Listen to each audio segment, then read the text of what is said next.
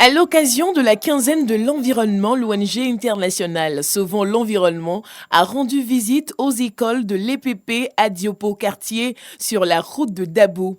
Échanges, enseignements, jeux concours sur l'importance de la propreté et l'environnement, dont de matériel d'assainissement ont marqué cette visite.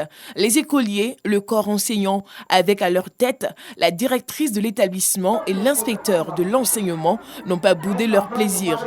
Par des pas de danse, des sketchs, ils ont traduit leur reconnaissance à l'ONG internationale Sauvons l'environnement, présidée par Dr Henri Chénal. L'environnement, c'est l'affaire de tous. C'est vrai qu'ils sont actuellement enfants, mais c'est eux l'avenir. Il faut que déjà à leur âge, ils comprennent ce que c'est que l'environnement. Il faut qu'ils sachent ce que c'est que le cadre de vie, parce que c'est dans ce cadre de vie-là qu'ils peuvent se maintenir en vie. Et donc, il est important que nos enfants, déjà là-bas, soient éduqués sur l'environnement. L'ONG Sauvons l'environnement a pour objectif la protection de l'environnement et de la biodiversité par la réflexion et la mise en œuvre de projets technologiques innovants pour un mieux vivre et assurer la pérennité de la planète. L'ONG décide donc de rénover les toilettes de l'établissement en très mauvais état. Les toilettes ne fonctionnent plus. L'ONG Sauvons l'environnement est bienvenue parce qu'il va nous aider à réhabiliter nos toilettes.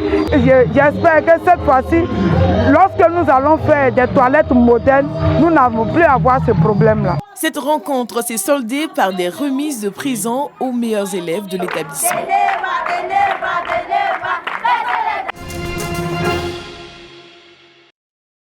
Après l'incident survenu le 14 juin sur l'épreuve de physique-chimie, encadreuses et candidats se réjouissent de la décision de reprendre cette épreuve. Ce sont des choses qui arrivent. C'est quelque chose qui est arrivé, c'est une erreur. Et donc, que les autorités décident de reprendre l'épreuve, c'est une bonne chose. Je me dis que les compteurs sont à zéro. Voilà, c'est une chance qu'on leur donne encore de bien refaire. Je me suis sorti un peu mal, ça m'a un peu stressé. Nous n'avons pas vu et on vient nous donner ça. Bon, après, quand j'ai appris au journal que ça allait reporter, on allait refaire le devoir, pour moi, je me suis sorti à l'aise. Au lycée moderne de Cocody, il est 16 h lorsque les copies sont distribuées. Après 10 minutes de concentration et de lecture, les candidats se disent confiants. Je pense que je peux avoir le moyen. Nous avons vu les épreuves en classe. L'exercice 1, nous donnait sur les lentilles et les lentilles, nous avons vu ça en classe. L'exercice 2 en chimie, c'est sur les alcanes, nous avons vu ça en classe. L'exercice 2 encore sur les puissances électriques, nous avons vu ça en classe. Et l'exercice 3 sur les oxydes, nous avons vu ça en classe aussi. Quand je vois 8, c'est été étudiant en classe. Un peu stressé, mais ça va. Je pense que je pourrais m'en sortir. Démarré ce lundi 14 juin, les épreuves écrites du BEPC, le brevet d'études du premier cycle ont pris fin ce mercredi 16 juin à 18 h. Les résultats seront connus le 6 juillet prochain à 14 h. Pour la terminale D, avec une moyenne de 17,30, nous avons mademoiselle Miessan Mounia Grace Aurélia. Grace Aurélia Miessan est la meilleure élève du lycée d'excellence Mami Oufouette Fété de Bingerville pour le compte de l'année scolaire 2020-2021. Élève en classe de terminale D, elle a obtenu la moyenne de 17,30 sur 20. À ses côtés, la majeure du premier cycle. Le secret de Grace Aurélia, l'amour du travail. Je pense que c'est l'amour du travail et aussi beaucoup de persévérance parce que ça n'a pas été facile. Et aussi le soutien de mes professeurs et de ma mère. Et j'aimerais aussi encourager mes amis à cultiver l'excellence comme on nous l'apprend si bien dans cet établissement. Comme elle, ce sont au total 200 élèves de ce lycée qui ont été primés dans diverses catégories à l'occasion de la 15e journée du mérite et de l'excellence. Des prix spéciaux ont également été décernés aux élèves qui excellent dans des disciplines extrascolaires.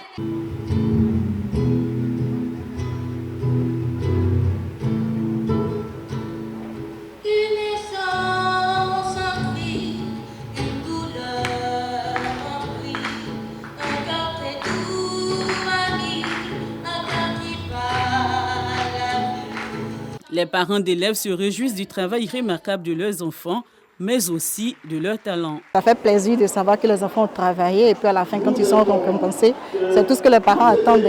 Donc nous sommes bien contents que l'école veuille bien faire chaque année cette cérémonie. Ça fait plaisir, ça booste aussi les enfants pour pouvoir travailler et que ce n'est que la joie. Pour Joséphine Kala, représentante spéciale du président de la Commission de l'Union africaine et marraine de la cérémonie, éduquer une fille, c'est éduquer une nation. Tortilla Koulibaly, proviseur du dit lycée, félicite quant à elle le niveau élevé des apprenantes. Pour le diplôme d'honneur au premier cycle, il fallait avoir 16 au moins sur 20 et pour le diplôme d'excellence, au moins 17 sur 20. Nous avons bataillé fort, très fort pour pouvoir nominer ces filles parce que le niveau d'apprentissage est très élevé ici. Nous aurions aimé pouvoir primer plus de filles, mais vous comprenez déjà, nous sommes en train de primer 200 filles et pour vous dire que c'est très difficile pour nous d'aller au-delà de ce que nous avons fait aujourd'hui. Les jeunes filles, femmes africaines de demain doivent jouer leur partition, doivent jouer leur rôle, un rôle d'excellence et tous ces défis peuvent être réglés par l'éducation et aussi au sein des familles. Donc c'est une journée importante et pour que les filles puissent participer à la prise de décision dans leur pays quand elles deviendront femmes, il faut les éduquer.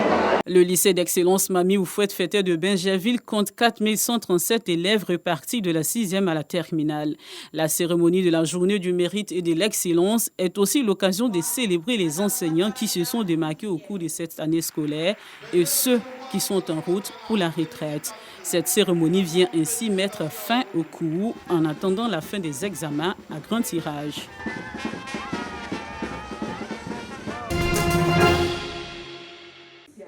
Les acteurs majeurs du sport ivoirien ont été honorés au cours d'une soirée de gala. Pour cette première édition, 21 prix ont été décernés dans plusieurs disciplines sportives. Chacun des athlètes ayant contribué au développement de sa discipline et au rayonnement de la Côte d'Ivoire à l'échelle internationale a été distingué.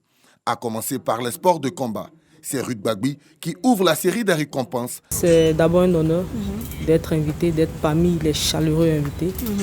Ça me fait très plaisir d'être présente. S'ensuit le sport automobile, le freestyle, le tennis, le basketball, avec les MVP de la saison régulière et du All-Star Game, Nathan Kwadjo et Stéphane Konaté. À ces deux s'ajoute Adjaï Barou, l'un des deux Ivoiriens à avoir disputé récemment la compétition balle à Kigali au Rwanda, avec son club de Ferroviario de Maputo. Au niveau du football, le Super Grand Prix est revenu à l'emblématique et ex-capitaine des éléphants, Didier Drogba, quand le sélectionneur Patrice Baumel s'empare du trophée des encadreurs techniques. C'est important d'encourager tous ces sportifs de haut niveau qui valorisent le pays. Donc j'étais très heureux d'être ici, de voir tous ces sportifs qui portent le drapeau ivoirien très haut. Et puis finalement, je repars avec un trophée au nom des joueurs parce qu'un coach n'est rien sans ses joueurs. Aujourd'hui, je suis fier de recevoir ce prix d'honneur. Et j'espère et je ferai tout pour qu'il y en ait d'autres. Parce que le sport, c'est une famille. Le gala annuel du sport ivoirien, c'est aussi l'action sociale. Une vente aux enchères d'un tableau a été initiée, dont une partie du montant servira aux soins des malades, proposé par le philanthrope Hassan Hayek. Et c'est Didier Drogba qui rafle la mise avec 2 700 000 francs CFA.